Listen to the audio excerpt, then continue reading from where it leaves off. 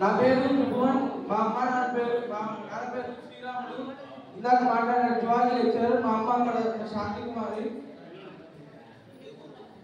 నేను కడప జిల్లాకు చెందిన వాడిని.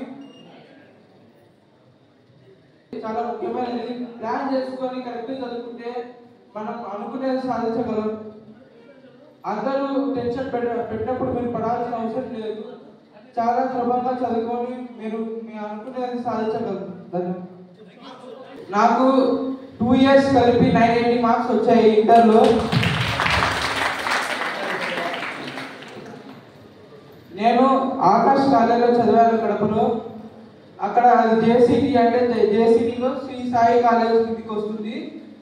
ఇప్పుడు నేను ఇప్పుడు సీట్ వచ్చి నేను అవుతుంది ఎంబీబీఎస్లో ఫస్ట్ ఇయర్ జాయిన్ అయితే వచ్చాను.